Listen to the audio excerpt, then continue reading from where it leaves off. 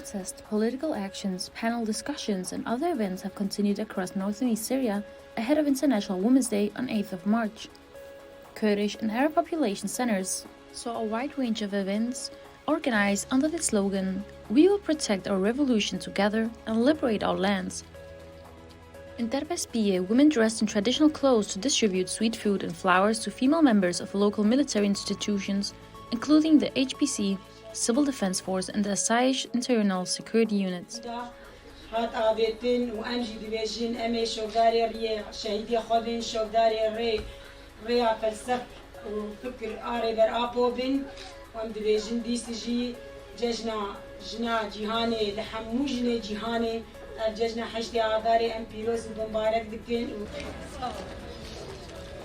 International Women's Day is celebrated across regions such as North and East Syria, Shengal and Makhmour camp, all of which follow the teaching of imprisoned Kurdish leader Abdullah Öcalan in placing an special importance on women's role in society.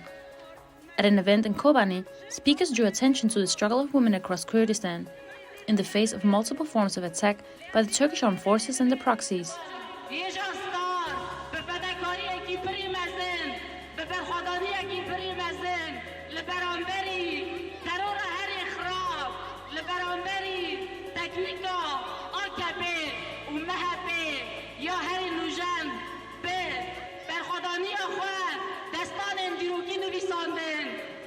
Women face particular assaults and violence across the region. In Turkish-occupied regions, women are singled out for gender-based and other forms of violence, including sexual assault and kidnap for ransom. The efforts of both the YGA Star Female Guerrilla, local all-female military formations and women's civil society institutions were all celebrated at ongoing events. At the Kobani event, women's art, handicrafts, and theater were all displayed in a celebration of the new freedoms available to women following the outbreak of the so-called Rojava Revolution. In Hasake, women marched through the city before delivering a speech, while the town of Zidran saw a celebration with traditional songs and dancing. Similar events are expected to continue until 8th of March itself and beyond.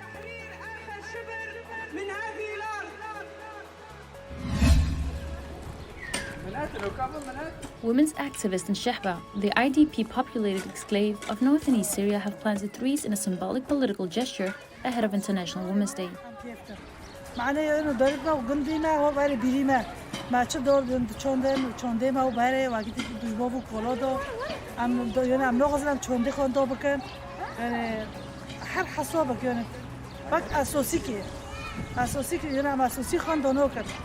Shehba is home to tens of thousands of primarily Kurdish IDPs who fled Turkey's 2018 invasion and occupation of Afrini, the majority Kurdish region isolated from the remainder of north and east Syria.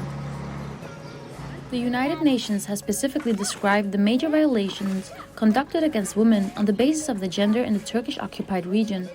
Prior to its occupation and the ongoing exploitation of its natural resources, Afrini was famed for its rich natural beauty, its olive groves, and fruit orchards. As such, the women's activists in the Serdem camp for Afrini IDPs are planting trees to demonstrate their resolution to return to their homes in the region.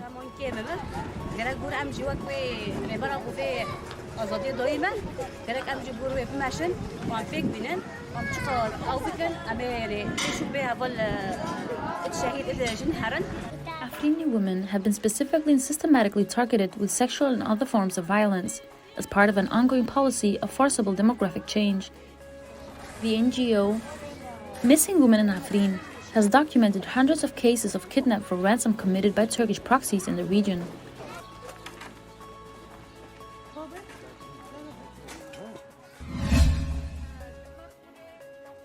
International Women's Day is also being celebrated in Makhmour, the Kurdish IDP camp in the border regions of federal Iraq and the Kurdistan region of Iraq. Local women activists went door to door through the camp to raise awareness of the major celebration of women's autonomy and political struggle. صباحی ساعت دو مشکی گرسایی دو صبح دیسا پیروزباهی هشت آداری دیسا جلبرگین خو امی تبلیغ خباتی ببند مشکی گرسایی ام سربی اساسی امی تبلیغین قادین خو سازین خو سمت خو تباهی گلی خو امی دعوت دکن. Makhmour is home to around 12,000 Kurdish refugees who fled Turkey during the 1990s as their villages were forcibly depopulated by Turkish forces. Since then, the camp has faced an embargo imposed by the KRI. underdevelopment, and economic isolation, and regular Turkish airstrikes. In a recent bombing raid conducted against the camp as part of a wider campaign against Kurdish and Yazidi regions, Turkish F-16 fighter jets killed 2 women's activists. Before today's campaigning began, a minute's silence was observed for all those killed by Turkey and others opposed to Kurdish women's autonomy.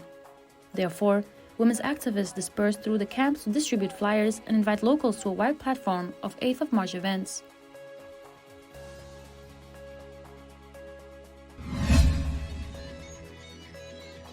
A celebration has been held for Arab women in the Yazidi homeland of Shengal ahead of International Women's Day on 8th of March.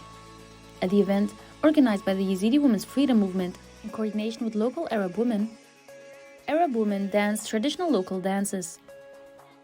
In a speech, Makhmour Shengali of the Freedom Movement congratulated all women on the occasion of 8th of March. The path to women's freedom can be found by pursuing unity between different ethnic and religious groups, she said. Yazidi women have been working to heal rifts in the local community in response to the continued fallout from the 2014 ISIS genocide against the embattled Kurdish-speaking religious minority. During the genocide, thousands of Yazidi women were murdered, kidnapped, and sold into slavery, in an assault formally recognized as genocide by the United Nations, European Union, and other international bodies.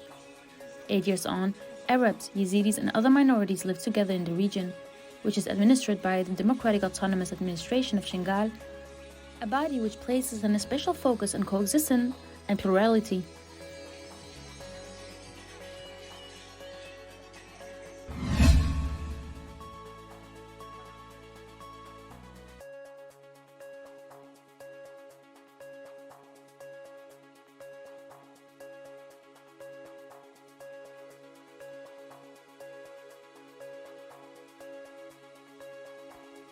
The Yazidi Women's Survivors Law was passed by the Iraqi parliament on March 1st last year. Despite the passage of a year, nothing has been done to put the law into effect. According to Farida Singali, coordinator of the Yazidi Women's Support Network, the law is only on paper. The Yazidi Survivors Law was passed by members of the Iraqi parliament on March 1st, 2021 to support Yazidi women survivors of ISIS crimes. The law is divided into 13 articles. The main goal of the law is to help Yazidi women who have been rescued from ISIS to rehabilitate them and integrate them into society. The enacted law was welcomed particularly by women, but no steps have been taken to put it into effect. The law was passed by the parliament but hasn't been implemented yet. According to Farida Sengali, coordinator of the Yazidi Women's Support Network, the law was passed by the Iraqi parliament but has yet to be implemented. Since this law was passed by members of the Iraqi parliament, nothing has been done to ensure its implementation. The law only exists on paper. Only non-governmental organizations help the survivors. The Iraqi government has yet to take any action. They only went to Shengal to get votes before the elections. They promised to implement the law, but they have yet to do so.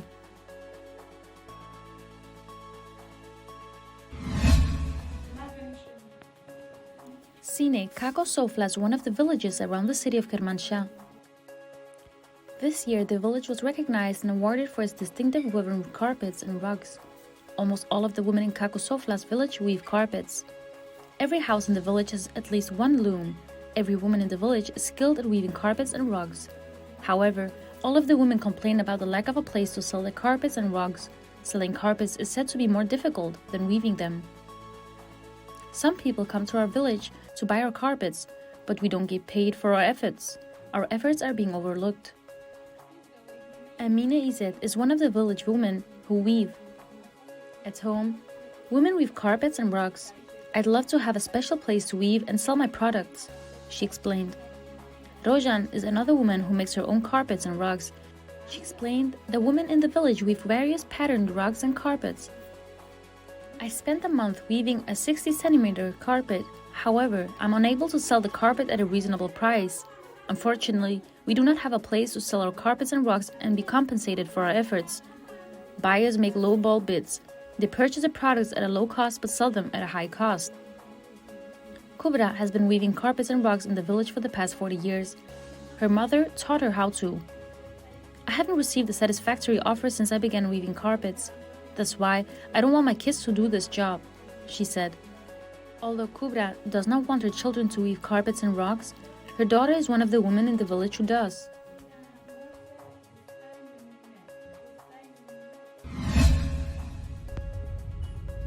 Citizens in the Kurdistan region of Iraq are being forced to queue for hours to buy a few liters of petrol, which is provided by the federal Iraqi government. At some gas stations, locals have formed queues over 1,000 carats in length to purchase petrol for a relatively lower price of 690 Iraqi dinars per liter. In the Balakayiti district, for example, there's only one station providing petrol at federal Iraqi prices, which in turn is only open one day a week. Meanwhile, petrol provided by the governing authorities in the KRI, also known by its Kurdish name of Bashur or South Kurdistan, cost over 1,000 dinars per liter and is lower of quality. Bashur's oil wealth is largely controlled by a handful of members of the Barzani family and other close to the governing authorities, with ordinary citizens seeing little benefit from the region's natural resources. Meanwhile, many locals are struggling to afford basic necessities, not limited to petrol. I came here from the town of Similan, giving up on all my work in order to get fuel, said local Ziad Karim. Others locals accused the Kurdistan regional government of deliberately driving up the price of petrol to line its own pockets.